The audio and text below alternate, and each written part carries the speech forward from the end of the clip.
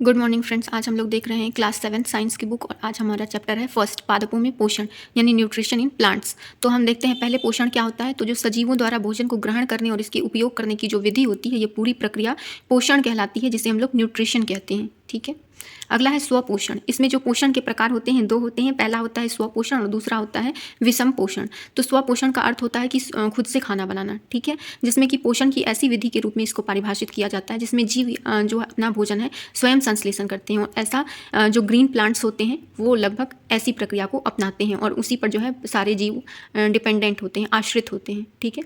अगला है हमारा विषमपोषी। विषमपोषी का अर्थ होता है कि पोषण की वैसी प्रक्रिया जिसमें जंतु जो अधिकतर जीव होते हैं वो पादपों द्वारा जो संश्लेषित भोजन होता है उसी को ग्रहण करते हैं। तो ये विषमपोषी कहलाते हैं। विषमपोषी में भी जो इसकी 3 कैटेगरी बताई गई है, जिसमें सैप्रोफाइट्स होते हैं, जिसे कि हम लोग बोल सकते हैं कि ये मृत जीवी होते हैं, कि मतलब दूसरे जो मृत जीव होते हैं उस पर डिपेंडेंट होते हैं। पैरासाइट होते हैं, मतलब परजीवी होते हैं जो अपना पोषण दूसरे से प्राप्त करते हैं। और तीसरा जो होता है होलोजोइक, यानी कि हम इंसान जो होते हैं वो सब इसके अंतर्गत आते हैं। ठीक है। तो हम देखते हैं कि भोजन बनाने की जो प्रक्रिया ऑटोट्रॉपिक में होती है वो किस प्रकार होती है। तो सबसे पहले इसमें जो जो ज़रूरी चीज़ें होती हैं वो होती हैं कि क्लोरोफिल की आवश्यकता होती है, जल और जो मिनरल्स वगैरह होते हैं उसकी आवश्यकता होती है, और सनलाइट की ज़रूरत होती है।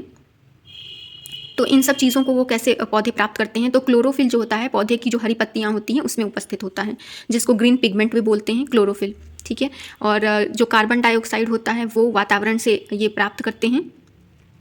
और जो जल होता है ये पृथ्वी के अंदर जो जड़ जहाँ पर होता है वहाँ से इसे जल और जो भी मिनरल्स होते हैं वो प्राप्त होते हैं। तो इनकी प्रक्रिया कैसी होती है कि कार्बन डाइऑक्साइड और जल और सूर्य का प्रकाश और क्लोरोफिल मिलकर कार्बोहाइड्रेट और ऑक्सीजन जो है बनाते हैं। ठीक है।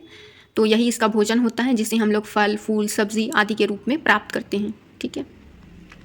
कार्बोहाइड्रेट क्या होता है। तो ये एक बहुत ही जटिल संरचना होती है जिसमें कार्बन, हाइड्रोजन और ऑक्सीजन ये सभी उपस्थित होते हैं। तो इन्हीं से कार्बोहाइड्रेट बनता है। प्रोटीन की बात करें तो जो कार्बोहाइड्रेट के तत्व होते हैं उसके साथ अगर नाइट्रोजन को जोड़ दिया जाए तो ये प्रोटीन के जो होते हैं बनने की प्रक्रिया होती है इसमें।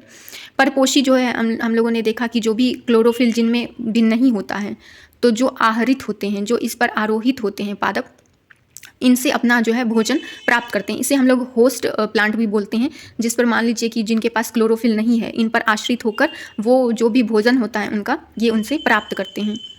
परजीवी क्या होते हैं। तो ये हम लोग इसे बोल सकते हैं कि पैरासाइट।